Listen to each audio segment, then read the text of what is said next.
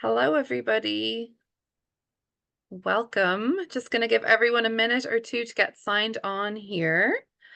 I love watching our participant count climb up and up and up and up. So we'll give everyone a minute or two to get logged on. And if you are using the chat today, please let us know in the chat where you're joining us from. It's always fun to see where people are.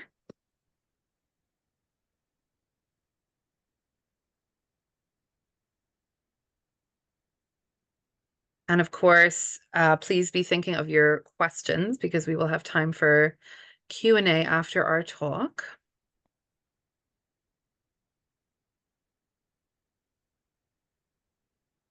Just give everyone a minute or two here.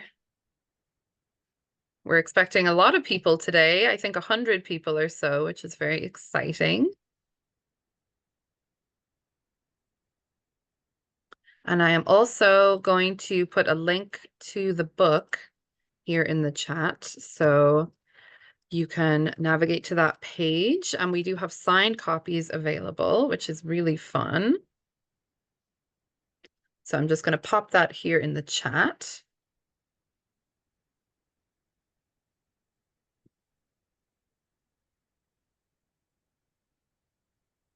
Okay, and our chat should be functional now.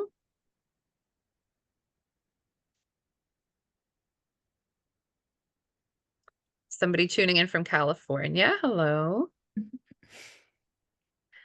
The last talk we did a week or two ago, we had everywhere from Barbados to Germany. So it's always exciting. Lots of people from Washington, Arizona, California, Canada, New York City, Nova Scotia. Very fun. Oh, I I love always Nova feel like the Scotia. Eurovision announcer when I do these bits. Okay, well, looks like we have a lot of people logged on, so I'm going to go ahead and get started. So welcome everyone who's joining us today from wherever you are in the world. Welcome to Virtual Book Larder. We are a bookstore located in Seattle, Washington, and we are all cookbooks and food writing. So please come by and see us if you're in Seattle or visit us online if you are further afield. So all cookbooks and food writing. And today we are focusing on food writing. So like I said, I've dropped a link in the chat to Around the Table by Diana Henry, which is the book that we are here to celebrate and talk about today. Diana is one of those cookbook authors who, when we talk about her to our customers, we say her books are really for those who love to read their cookbooks like their novels or like their diaries. Diana is one of the UK's best loved food writers with regular columns in many publications. She has written 12 other books, and Around the Table is a collection of her writing, 52 essays on food and life from all across those books. And it's such a wonderful book to curl up with. You can see it here on the screen, really gorgeous painterly cover by a Welsh artist that Diana will be able to tell us a bit more about. And I'm so excited to hear her in conversation with Elissa Altman, also a memoirist and writer, most recently of Permission. And I'm so looking forward to their conversation. So they're going to chat today, and then we will have time for your questions. So please put your questions in the chat or the Q&A box, and we will get to those after the talk. So for now, please join me in welcoming Diana Henry and Elissa Altman. Hello. Hi, everyone. Hi, Hey, Diane. everyone. It's lovely to see you. I can't believe that we're here, actually. I You know. think that we should do this more often and not just when we have to talk about cookbooks. It's very Jetsons. I wonder if people remember the Jetsons, but it's lovely. It's lovely to see you, and congratulations on this Oh, thank really you. stunningly beautiful book. And I have to say, um, thank you also to the Book Larder, one of my all-time favorite bookstores. I get into a lot of trouble whenever I'm there. And Diane, I think you've been there. Have you been there? Oh, yes, I've been there quite a few times. Okay, And I okay. love it. What they say to me when I come there, and I can think, is it because I'm Irish or something? People say, we love you, Diana, because you're so unfiltered. And then I think, what have I said? What on earth have I said? But there we are. Maybe that's a good thing. Yeah, no, it's a wonderful store, and I'm so thrilled to be here with you. Diana and I, well, for those of us who those people here who don't know, Diana and I are we're colleagues, but we're also friends, and I adore everything that Diana writes and have since I'm going to try and not knock my water over since this book Oh my goodness, of course. is Crazy Water Pickled Lemons, and this is the 2012 edition. And somewhere in my downstairs library, I also have the original 2002 edition because I'm slightly obsessive Wow. that way. And one of the things that I love about Diana's work, apart from the extraordinary recipes and the food, and you, I think, really single-handedly got me to think about certain combinations that I just didn't really consider. Very, the fruit and meat combination, which is very, Mm. very much in your work. It has really changed a lot about the way I think about cooking and food and eating. But the thing that I really truly adore is your voice, your written voice, and your storytelling. And we were together at Glyn Castle in Ireland a few years ago, and we got to sit and talk about these two things for a weekend. I think it was a weekend, right? Yeah, long weekend. Yeah, a long weekend. We got to talk about the this what I call the center of the Venn diagram, the place where the practical and the narrative meet, and the storytelling and the practical meet, and that every time we sit down at the table, there is a story being told. And I just wonder if you would talk a little bit about that. It's not really a conflagration, but about that center of the Venn diagram for you. I think I've kind of changed my mind about this over the years. When I started off and I was trying to teach myself to cook and I was doing quite complicated food, that was really important to me. In fact, I was very selfish. I would sometimes think, what do I want to cook? And then who can I get to come along and eat that? So I didn't always think of the people first. And it was all, I won't say that it was a sort of like I wasn't having a competition with myself, but every time you ask people around to eat, it was an opportunity for you to make something and make something hopefully that they would love. But over time, I've thought that's more important, which is why it's called around the table, is the table itself. It's the French managed to do this, and I noticed this the first time I went there when I was, very young in my teens. They don't make a big fuss about food, and yet they think it's the most important thing in the world. It's completely different to what it's like in London, for example, and no doubt New York would probably be similar, where everyone here is obsessed with, oh, the new thing and the new trend, and I got to get there because I need to be on, on the inside. And I sometimes have got friends who will phone me up and I'm always getting phone calls about what people will cook at the weekend for with their friends. And they'll say, I was going to do coq au vin, but do you think that's in? Do you think that's out now, completely out? And it's like, it's coq au vin. It's neither in nor out. It just is. And I don't think a French person would ever ask that. But finding that balance where you love the table and where you also love the food that goes on it, but they have to kind of like meet each other. I think that's important. Yeah. I stopped doing complicated meals, and then started to do kind of like simpler things. And then my son, after COVID and everything, we all stopped kind of like really entertaining. We completely got out of the way of it. I didn't even know whether I was an introvert or an extrovert anymore, honestly. And we had a Sunday lunch with friends who'd moved from up the road, probably are people, a family really big, garrulous, never shuts up, came to lunch with kind of like I had a few friends who just moved to London. So we had them here, all together.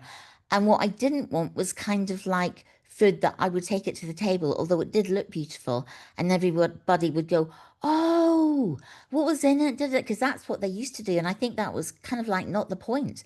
So I had sort of some lovely kind of squash and green salsa and all the rest of it. And then I had a roast chicken, which had been marinated in yogurt, which makes, honestly, even the most ordinary chicken taste fantastic. But by the time it got to the pudding, I didn't even kind of like, I had baked fruit with ice cream and I'd made the ice cream, but I didn't even bring it out in any way ceremoniously. I might as well have bought it because it came in the tub from the, from the freezer. And Ted, who's my eldest son, he said to me when everybody'd gone, you know, the way you kind of can look at what the mess is when everybody's left, and it just makes your heart kind of like feel warm. Ted said, I think we need to do this more again, Mum, because I had an Adam Gopnik So quote wonderful. in my head from the New Yeah. Yorker, and he has said, your award for food, for cooking, is the conversation it makes. And that afternoon, I looked and I can remembered what it had been like. People getting into little groups beside the table, and all of this happens just because you're passing bowls of stuff and salt and bread between each other. And I thought, your award for cooking is laughter. Yeah, yeah, I love that. I just think it's really important. And Mhm. also, I think the table is very important. I mean, now, people know this already. We're kind of avoiding the table. We'll go and have it standing up at at the kitchen counter. We'll have it kind of while we're walking along. We'll have it at our desk at work. And I think there's lots of ways in which, well, mostly work is kind of squashing out the other things that we have to do. And I know that well, I've got two boys and they're both now, one's at university and one's left home, but he stays here quite a lot. When we don't have a kind of like sitting the three of us down at the table every so often, something gets lost. It's as if we've forgotten the kind of like connection to each other. And when you're at the table, I've got a big table, so the three of us just sit at one end. And you have to look at each other. There's no way you can avoid that. And then you have to talk, even if you're just going to have your bloody phones out on the kind of the table as well. You just connect and that's it. And it's not always positive connecting. I know that tables very often can be pretty awful places. I mean, when I was growing up, there were terrible, terrible political rows at the table. I mean, sometimes people would leave crying, but I think you have to be hopeful about it because that's not your intention. You hope that you will get on together when you're at the table and sharing food. And it's partly, I think, because you find the food without making a fuss about it, like delicious, and you're sharing it, and someone's bothered to make it. Yeah, I love that. And I'm so glad, you mentioned that tables can be places that are both positive, positive connotations and negative. I grew up in a home with a mom who I just recently lost, who was, may she rest in peace, the world's worst cook.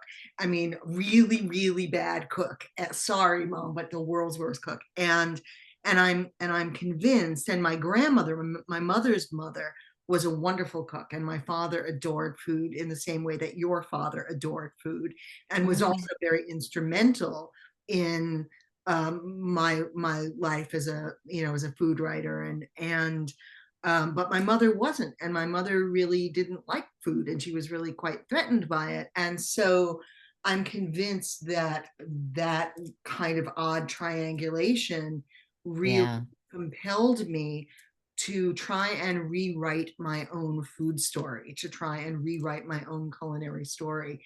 So, I know you talk, you have some great essay. I mean, they're all wonderful. Where you talk about your family and you talk about growing up and your parents at the table. And I was just wondering, how much of an influence do you think that had on who you are and how you move through the world, both from a culinary standpoint, but beyond that? I think it's kind of interesting because I don't get on with my mum very well at all. We sort of like don't talk much. But because I was putting this book together, I was kind of like forced to think of a lot of times and put the pieces together about what my growing up was like. And I probably wouldn't care about food if it hadn't been for her and my dad. There was just, in the same way that I've said about the French, food was considered very important, but not very important at all. I mean, we just expected to have proper food cooked from scratch 3 times a day, and that's what we got.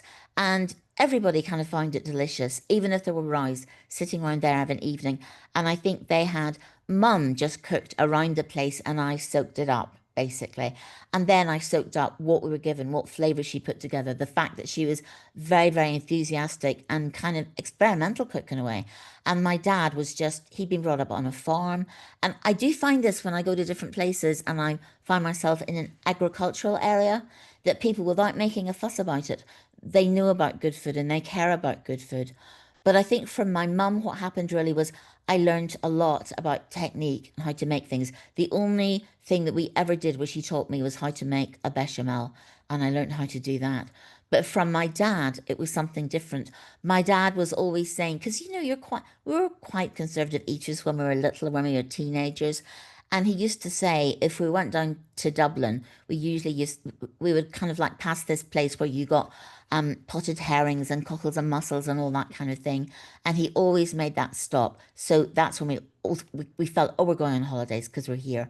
But also when we started to go abroad, I mean, we were in Portugal for the first time. And one night we went to quite a posh restaurant in Lagos.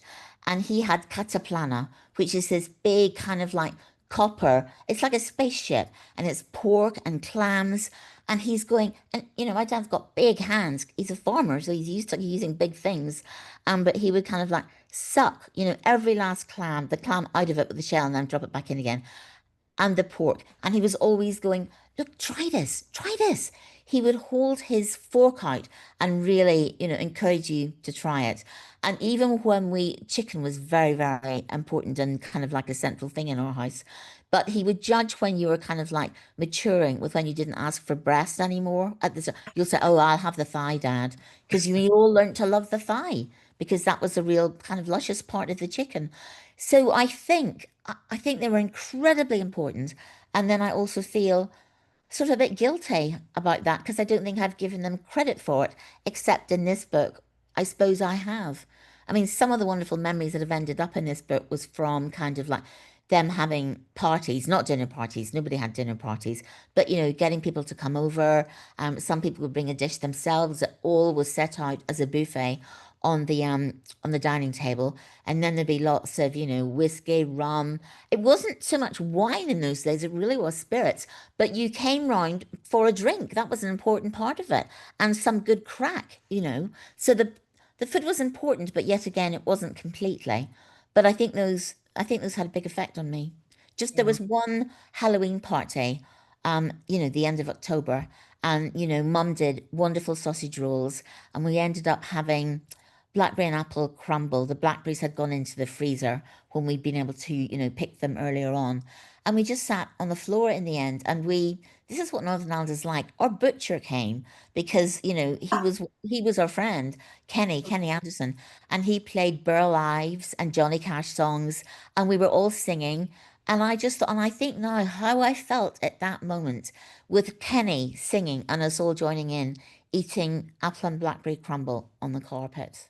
Yeah, and it becomes it becomes a sensory memory. It is synesthetic memory, Yeah. and I've written about growing up in Queens in New York in the 60s and 70s, and we had a pizza place that was right across. We called it pizza place. It was right across the street from our house and from our apartment building, and right next door to it was a shoemaker, and the shoemaker shared a wall with the pizza maker. And so whenever I go to the shoe guy here in town, and I walk in and I smell, that thing, Yeah. the oh, I taste pizza, which is kind of crazy. So, you're telling me the story of and me sitting on the carpet, and I go straight to the synesthesia to, I wonder if she sits if she feels a certain kind of carpet, does she taste blackberries?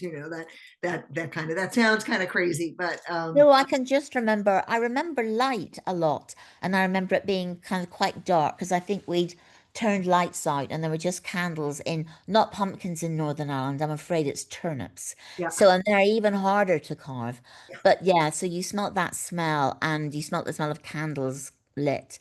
And I will go back to that kind of like light and the smells at the same time. And I yeah, think the more kind of like good experiences you have like this, sort of significant things that you don't realize are significant at the time to do with food, I think the happier you are. And I want to have, pass that on to my children. They were both very picky eaters when they were growing up. And now they're fussy now because of standards. I mean, Ted, when he was kind of like, I can't remember what book I was writing or testing the recipes for at the time, but I would, give them supper and he would say, which makes him sound like a nasty little pompous person. But what is this? What was your intention here, Mum? And it was, what did you mean this to be? And I was saying, I just meant it to be supper, Ted. Nothing more, nothing less. But they're both are very good because I didn't train them deliberately, but that's happened. They've got very good palates. They love stuff. When they love it, they really do, and they appreciate things. Unfortunately, because all these young uns are not drinking these days, I haven't got enough people to share wonderful wines with, and they're a bit kind of like, yeah, they're a bit Puritan about that. Like, you don't drink during the week. Can you believe that? I've got a 20-year-old and a 27-year-old, and they think, Mum, this is a school night. There's no need for you to open a bottle. So I wish things were a bit better than that, but they do share my love of food. They're both like that. I mean, we went to there's a new Greek restaurant in London called Oma, and I took Gillies there recently on his own. It's good to get them on their own to do these things because they each take different pleasures. And we just went into this restaurant, which is it feels quite like New York. There's a great buzz. And Gillies, it's not that he's kind of like hasn't experienced many restaurants in his past, but he came in and he just said, Mum, the energy, I love it here. It's like New York. And he just kept saying how much he loved it, and every single taste was important for him. And if you can, honestly, if you can get that much pleasure in life from some hummus and tara salata, you're doing the right things. Yeah, that's great. I mean, I think it's very, I think it's very grounding, especially in the kind of, environment and world, divisive world that we're living in right now. The idea of the table and literally breaking bread as, Yeah. as a binding force that brings people together. And I I think food is a lot about connectedness anyway. Not even the stuff that you're kind of eating together, but if I know where my meat is from, and when I was growing up, I did. So if you just know where things are from or where you've bought them, or even if you don't have a relationship with the grower, but you have one with the person who buys from the grower and makes that selection, I think that's lovely, and I think it's what we crave. I mean, the more we are on sort of technical things, and I think everything's brilliant. There's loads of people that I'm in touch with now that I would never have met even without the internet, and that's wonderful. But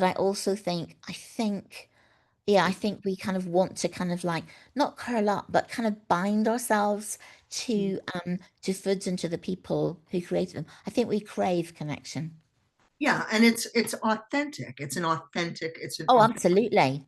connection. I've called it. I think I heard Kim Severson say it once, or it was Marion Cunningham called it the modern tribal fire, where that's it's the thing that brings us together. You can't AI the modern tribal fire. I suppose you No. could, but it's just it's not the same. I'm going to stop talking and I'm going to ask you if you would consider reading. Um, Okay, I uh, will. Tell us a little On bit the what you're third reading. stair of my stairs in the hallway because that's where I get the best connection. So if anything falls down or my guy comes with my groceries because I'm expecting a delivery which should have been last hour, not now. So sorry to everybody for that, but I've got to accept them tonight when he brings them because I'm in the middle of doing all my kind of Christmas testing. So I've got three gammons or hams or whatever you call them coming tonight and I've got to get them into their pots, even though it is now 2024 here. Anyway, let me read to you about falling in love with France. Dark, flat sheets of cloud hung in the sky above me. By the time I got to Daniel's, they belched rain, and I could hear the snarl of thunder. Daniel lived in a purbeat of Bordeaux, in an old apartment, with his family, an angry father who swore through every meal. his bird-like grandma with her four floral housecoats and heavily penciled eyebrows, and his large, silent grandpa, who never said anything except to ask for the salt.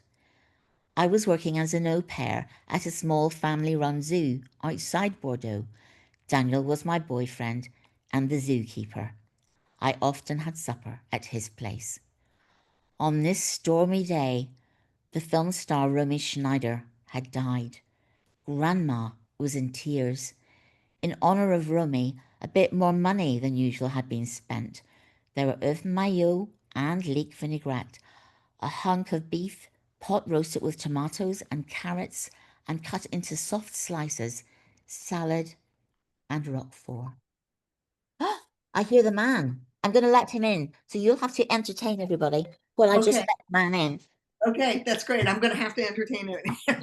Okay, yep, I've got that. This is how the ham gets made rather than how the sausage That's gets okay. made, I suppose. That's okay. I think you know what, I don't know how many where everybody's from. I was watching when Hello. signing If you when we were just move signing them off, here, that would and be great. If you can and load I was them going to into actually the ask her a board. little bit more about the difference between Sorry, gown I'm because doing there it. is a difference There between gown. is a difference, And yeah. maybe you can share what that difference is. I think Diana will be able to do it better than me, but even shopping, because for those listening, I grew up in Ireland also, like Diana, in the south, and even shopping for ham in this country is the most confusing thing in the whole world. In America, All I want to find is like a bone-in ham, but there's this concept here of like fresh ham, then there's country ham, city ham, but looks like Diana is back already, so hopefully Yes, she can I'm explain here. the ham and gammon Everything goes difference better correct, than so I'm me. just, yep. So I can come back in. okay. Just Well, I keep was just an eye on you what's coming know out of these boxes. you turned it over to me, and I thought, well, what are we going to talk about? Let's talk about the differences between gammon and because Americans we don't have gammon, or I mean we do, but it's called something else, and I'm always trying to figure out what it actually It's is. always difficult. Even here, actually, I think people are quite confused Yeah. because gammon is when it's been cured and salted and everything, but hasn't yet been cooked. So Okay. once it's cooked, it becomes ham. Okay. I Now, don't know if it's the same by as that there. cooked, you don't mean smoked. You just mean cooked. No, they can actually they can be smoked or not. So you can get both varieties here. Okay. Okay. Thoroughly confused, but that's fine. I just, however it comes, I will I eat think it. what I feel like when I come to America, I don't even know what the cuts of steak are. That is the hardest thing I find there because you have a range of all of these steaks with different names. Yeah, yeah, And yeah. my kids know them better than I do, but I don't have a clue. So are you good with your packages? Yeah, everything's here now. Here it is all on the floor. In Okay. order not to use bags, Waitrose deliver everything in these plastic boxes, and then you have to stand and take them out, and it drives me mad. But you know, I think they're doing it for the right reasons. Anyway, I'm going back to my place on the stairs, Okay. and I can We've got a see lovely everything tour there. of Diana's kitchen and workspace. This is my life. This This is my life. this I'm back this on the stairs now. this is your life. That's great. So France, that first trip, that first working time there Yeah. really profoundly influenced the way you think about food.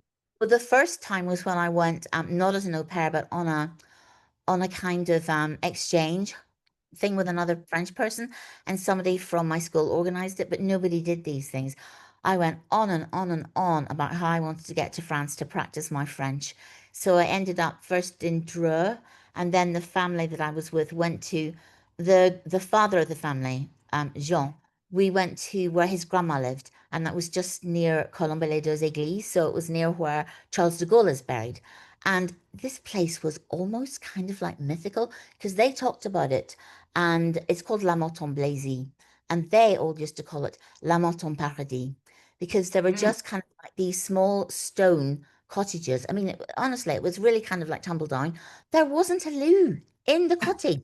You had to go way down, and you got to walk quite far to get down to the bottom of the field behind the house to go there, even in the middle of the night. Um, but there was just such, I don't know, happiness around making food kind of part of everyday life and making that one of the happinesses. Like Jean's sister lived there, so we quite often went to hers for kind of like pot roasted rabbit with bay leaves and white wine. And she did, I'd never had these before. She did that incredible spread of crudité. So carottes râpées, lentilles en salade, tomato salad, charcuterie, all of this stuff. You always had that when you came in. That was the first thing you had. And maybe with a glass of Pinot de Charente, which is a kind of like sweet aperitif. And then you went on to whatever was next. And you very rarely had a kind of tart or anything that had been made by the person you were visiting. It was usually from the patisserie. And I think they still do that. Mhm. But in this little village as well, we didn't go shopping because we had all these little camions that came to the village with their different provisions. I mean, you could smell the fromagerie before it parked. And I was astonished. But and I don't think in America you feel this as much because you get stuff from California. They had at home in Northern Ireland, we would have been bought a peach each, so four peaches. And my mum had to kind of like divide up all the strawberries for us if we were eating that at night. I get to France, they're buying this stuff in pallets. I mean, I'm thinking, my God, there must be 45 peaches in that. And I knew that we'd all eat them kind of like in a week. So that was a very special thing. Clotilda taught me to make vinaigrette. There's a piece, a kind of story about that in the book. And that was one of the most important cooking lessons I ever had because she showed, I mean, at home we were making it with sunflower oil and shaking it in a jam jar. And in France, Clotilde was putting in the Dijon mustard first, then the herbs, and we always chose a different herb every day. And we went to get it in grandma's sort of like her little garden outside. And then we had the wine vinegar, either white or red, salt and pepper, and then you added the extra virgin olive oil, Provençal. I don't she'd have had any truck with Tuscan things. Um, as you're beating with a fork and you're whisking it in. And then we never had salads in a bag. You had to buy proper, that had been washed and put in this kind of like, we had to have, they were proper. And very often we had those big, like, frise lettuces, like with the wild heads. So you took out the dark, outside leaves because they were sort of like quite coarse. And then you pulled all the paler green leaves apart. And then you washed it. And then you put it in a really old-fashioned metal basket and you went outside and you swung it round. And there were just things that I learned because when we came in, we had to dry it again on tea towels. And I'd say to Clotilda, we've washed this. Why are we drying these on tea towels? And she said, because if you don't dry the leaves, the vinaigrette will not adhere to it as well. So it needs to have the right kind of like surface for it to be really lovely. So those are the things I learned, and also about again about really kind of small things like pork chop. We did fantastic pork chops, and at home that was the most boring thing you could have. But there, the pork chops, they really tasted very porky. They had a good amount of fat around the edge, and we used to basically put them in grated garlic, olive oil, and herbe de Provence, and we left them there for the morning. And then we cooked them on some. If we'd been cooking this in Britain, we would have said, "Oh, let's put the barbecue on." But they didn't even refer to it as that. It was just another thing that you could cook on, but you did it outside. And there were no kind of pickles and chutneys and all of those things that accompanied it. You just had those wonderful chops and your green salad and sauteed potatoes, and that was it. And then afterwards, you probably had fruit and a kind of like fromage blanc or something like that. And then after that trip, I went to live in Bordeaux for a year, and it was a very different family. But I learned a lot from Danielle's family, the way that honestly, they were so not well off. And I never had, I mean, some nights it was just œuf mayo, that was it, kind of, it would be kind of that, what would I say, basic. But they always had good food. And I don't know, just astonished by that. And I thought this was a most civilized way to live. So I think, and then what I kind of like later when I was in my early 20s, I went to never Burgundy actually, but I gradually traveled around, I think, every département in France, every region, Normandy, Brittany. I loved the Dordogne. The first time I went there, people said, "Oh, you'll eat well down there, vous allez manger bien là-bas." And you got there, and what struck me was the colors, the terracotta and that kind of like the gold as well.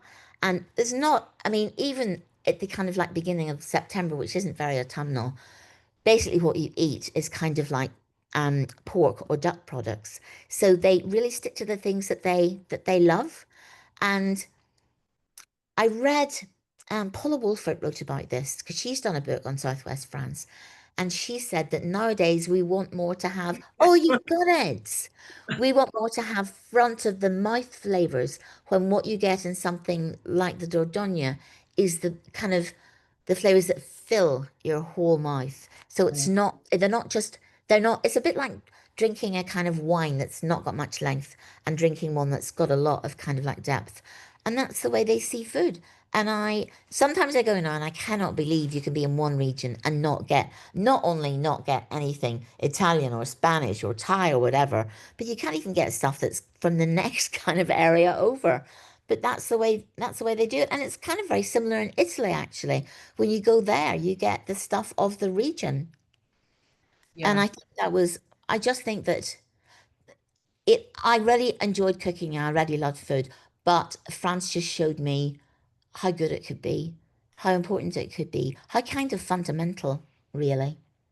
Yeah, yeah. It's interesting that when you were talking about your experience there with the fruit. I remember being at Chez Panisse probably about 6 or 7 years ago. It was before COVID, and we were I want to say we were upstairs, and on the menu for dessert is famously a peach.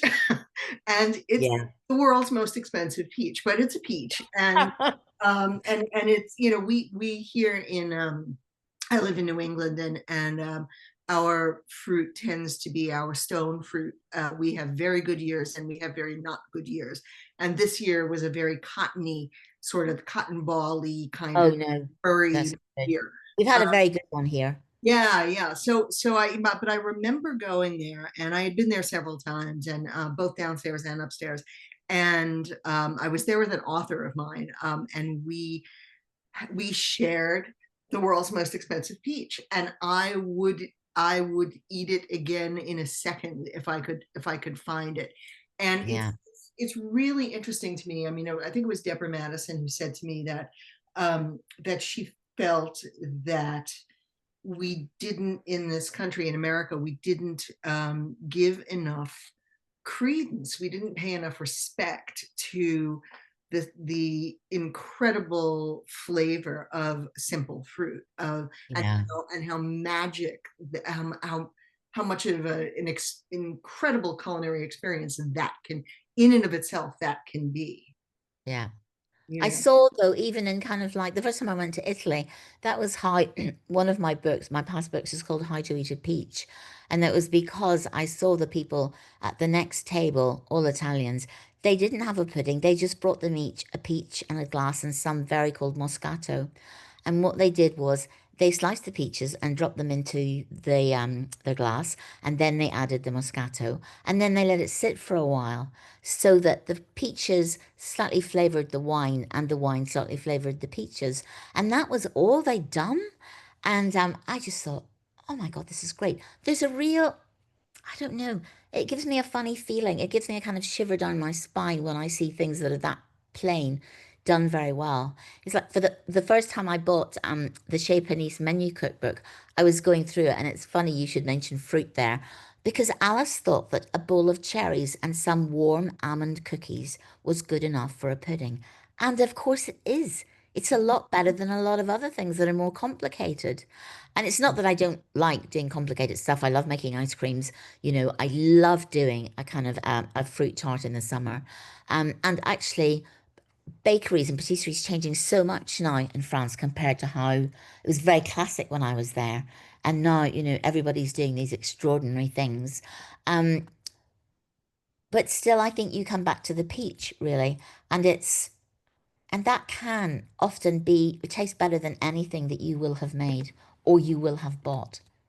yeah. I think, one of the things that really strikes me, I mean, apart from the fact that your writing is just, in and of itself, is just so stunning and so evocative, is you write a lot about the magic in the mundane. I think we were talking about this when we were in Ireland together. Yeah. And the I sense, think I there's mean, I beauty grew up, in the ordinary and the yeah, domestic.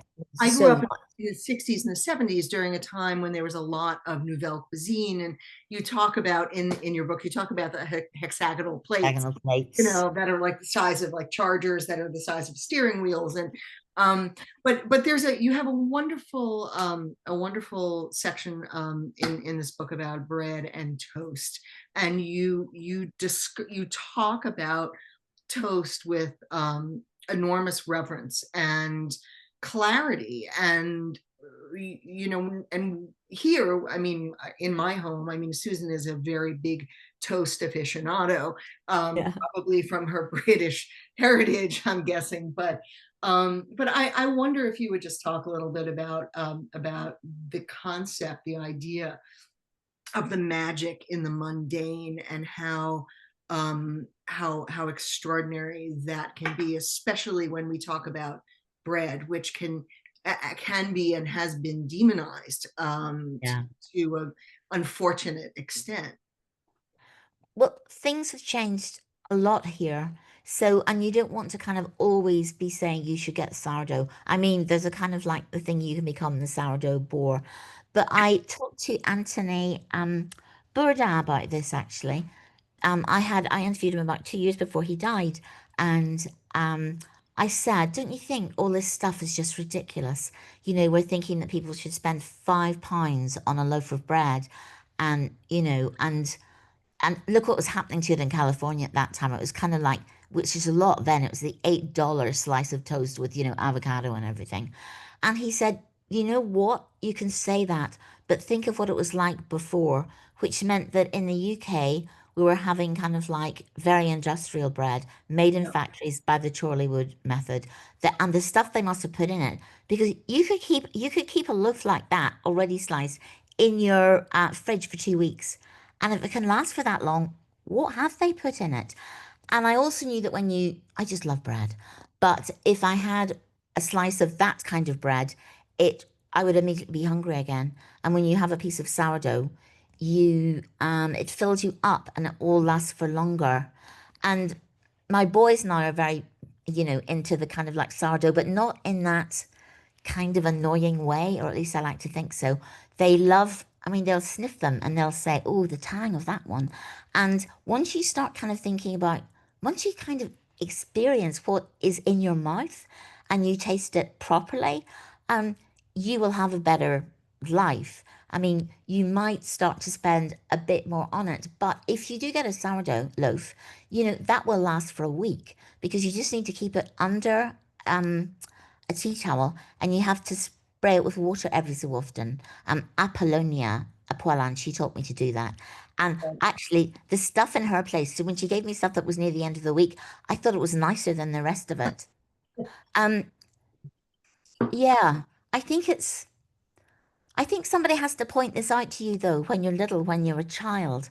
Either you see a parent who just really, like my dad would have loved cheese on toast, or you just see people generally who appreciate what's there.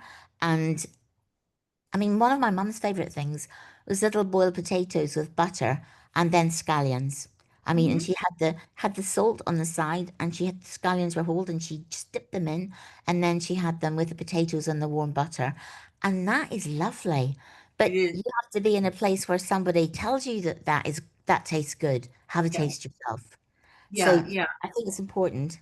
Yeah, and I mean, we live in a home where very good bread and very good butter is, there's nothing like it. I mean, Yeah, it's a gift. And um, there's a lot of writing out there about really complicated, complex food. And many years ago, I worked at the original Dean and DeLuca in the late 1980s, and people would come in and buy tools and equipment, and that was hundreds and hundreds of dollars. And they wouldn't know how to make a basic steak, or how to cook the most basic thing. And the idea of incredible quality and food made with care, bread, that is created with care. I mean, Poilon is, of course, extraordinary. And I think, talking about Chez Panisse, I think a lot about Acme, the Acme Bread Company, which is just so Yes. wonderful. Um, and in reading your book, I kept coming back to the idea of the beauty in the mundane, and the beauty and the simplicity of food, and it being the foundation that we all stand on, regardless of Yeah. who we are and where we were brought up and how we live, and what we believe, and it's just such a wonderful collection. um and again, I mean, my copy is, I hate to say, my copy is already falling apart. I shouldn't say that. Mitchell Beasley people will No, yell, they'll get you. at me. But I'm starting to see some questions in the chat, and I thought, okay, so I have to say, before, just to preface this one question, this is from Natalie. Um, Susan and I were in the UK in the spring, into early June, and I adore the food scene in the UK. I mean, I have had some of the most extraordinary meals of my life there, both recently and in the past. Natalie says, "What do you say to people who insist English food is awful?" Oh my I do goodness. not insist it. I live It's in so, Paris. that is I live so in out of date Nat, there, I gotta Nat, say. yeah, Natalie says, "I live in Paris and I seem to spend my whole time telling people that it is simply not true." Um, I just think things changed here a lot. We didn't have, I mean, what happened really was that Elizabeth David, she wrote about the food of the Med and the food from sunny places. Like that, And right? I think it was hard for, oh yeah, well, there you are. And I think it was a bit hard. One of our food writers here actually thinks as he blames her for how bad British food is, because she focused on there, and we're still focused on there. We're still kind of like, everything that comes from sunny climes, even when they're actually coming from, polytunnels in Holland. Um, but I think it took a lot of time for us to see anything that was cooked here as good. In the 80s, as well as Nouvelle Cuisine being important, there were a couple of chefs, Gary Rhodes, and another one actually who's French, Anton Moseman. They took some British classic dishes and they really made them beautiful. I mean, bread and butter pudding was something you actually made with stale bread. And it didn't, you usually didn't, you didn't add cream to it. It just was with milk, whatever you had, eggs, da da da da, sugar, and some um, dried fruit, and then you baked it, and that was it. That was kind of as much as you got. But they made those with bread that wasn't stale, with whiskey or brandy or whatever, so they could be slightly boozy as well. Lovely dried fruit and cream and full fat milk. And they would also, I've got to make it tomorrow actually, because I'm making a fruit bread one with Earl Grey tea Wow. flavored cream. So they thought it was important, and it is, to kind of like let that soak for half an hour in the pudding basin before you put it into the oven. And they put it into a bain marie, but you're just putting it in a roasting tin filled with hot water. But it was made in a much more basic way before that. And I think it's been sort of quite slow, the way we've started to look at what's good here and what's been improving and looking back at the stuff that's good. And there's great food in Scotland, although it's still a problem there in that I'm not sure how much the Scots themselves really care about it, because most of the fish that's caught, and certainly the seafood, that is taken away by big cold articulated lorries to Spain mostly and France. So I think, I don't mean to decry Scottish food at all, because I've been looking a lot of it because I'm writing this book about food from the northern areas of the world. And but I think there's still a long way to go in most, well, certainly in Scotland, and probably slightly in Northern Ireland, although they're kind of like their cooking has come on by leaps and bounds, because the ingredients are very good, Yeah. really. The other thing we have, which means we're very interested in food, even if it's not British food, is kind of like food from India, food from Thailand, stuff from immigrants that have come here. And most people when they talk about British food, they will, they will say, even though Indians might not like the term, but they want a curry. I mean, when I've been away in France or Italy, what I want when I come back really soon is an Indian meal. And I sometimes will try to inveigle it out of my friend. I've got this friend called Rupa. She's fantastic Oh yeah, cook of Indian food. And I just said to her yesterday, do you think we should go into town and have like a coffee on Sunday? Da, da, da. And then it's okay. We only had a little exchange and she'd invited me for lunch on Sunday. And it's going to be Indian. And it's going to be a kind of Indian Sunday lunch, which is wonderful. And I'm so lucky. But everybody in the UK has got access to that, really. We're yeah, very interested in stuff. We've stolen a lot of stuff. I yeah, mean, we stole the Indian chutneys and we made them different, but we've done that, and I don't think that's bad. I mean, there was a time when it was difficult. I think everything was kind of seen as cultural appropriation. But I used to think when I heard that, but yeah, but I was watching Madhu Jaffrey on the television when I was about 12. And it was my first kind of like I had to go up to Belfast, which was 60 miles away from where we were, to try and find the ingredients.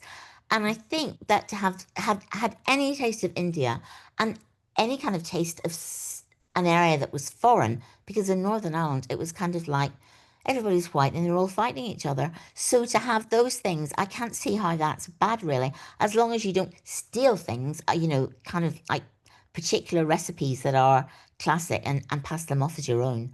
But I think that's one of the good things about here is that we have all sorts. I mean, at the minute, Sri Lankan is very good. It's kind of like several have opened up, and there's always somewhere new to go. And France has come up in the last kind of year and a half.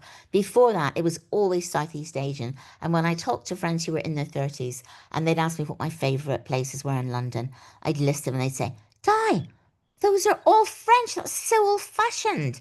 But it has managed to creep back, actually. And there's several very good places now that I go to. And it's as good as being in Paris. Although I would rather be in Paris, but I can get food as good as that here and like what they serve there. yeah, yeah. I mean, we had some extraordinary meals when we were in the UK in spring. And I mean, how many dishoom exist in the UK? We hit all of them, including the one in Cambridge, including the one in Edinburgh, and Oh, we went to yes. breakfast. We Shit went, is huge here. yeah, and so delicious. But the very first delicious Indian meal that I had was in Glasgow in Oh, 1983. And should have done it even before then. They've got great Indian restaurants in Glasgow. Really good. yeah, so I mean, that was extraordinary. And of course I'm a big fan of Jeremy Lee's and St. John, Well, and I, well, Jeremy does stuff that's quite, I mean, he does quite a lot of British stuff, but then the French comes in. There's quite a few chefs like that. It's kind of somewhere between the two or encompasses both of them. But I think we're lucky here in terms of food. I yeah, used to think that I would have to go to New York to eat the kind of like best new stuff. And I think London's on a par with it now. Although, that kind of energy level you get in New York, we don't have that here so much. that's sometimes not a bad thing. No, sometimes you just want to be a bit quiet. Yeah, yeah, yeah, yeah. Absolutely, absolutely. I'm looking. Are there any more? Yeah, I think another question. I know we. Let's see. I'm a big fan. Does Diana ever suffer from the midweek menu repetitive hamster wheel, especially cooking with teenagers in the house? You don't really have Oh, teen. listen, I've been on that hamster wheel since the eldest is 27 now, since, well, 27 years.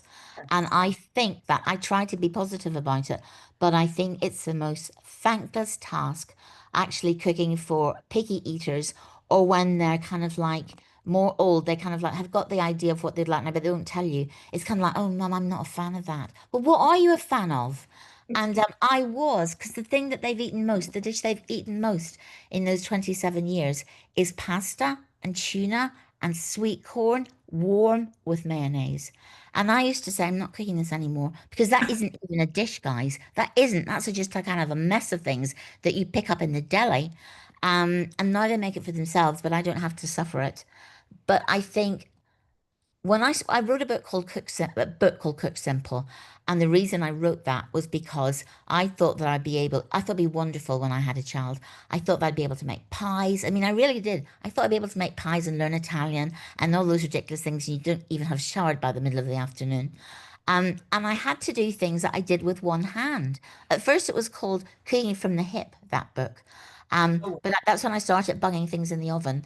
And with my cookbooks now, I think I do two types. I do the ones that are quite literary in a way, and then I do other ones that are absolutely about empowering people. And I think that kind of having new ideas is a major problem. And it doesn't surprise me at all that you get to the middle of the week because it happened to me as well. And if I haven't thought it before 6 o'clock, I'm actually thinking, what will I do? What will I do? What will I do? And it generally falls to the mother. And because I was working from home as well, I'd got to get on with it. But I think you don't have enough ideas. But I could do it honestly. I could do 20,000 things with a chicken thigh but really, I could give you a whole list. And if you could do those once, you could do them in all its variations. And I have never got fed up with that. I do a lot of that. yeah, I mean, we do chicken thighs probably, I'm embarrassed to say, at least twice a week. And Oh then, my God, of and, course. right.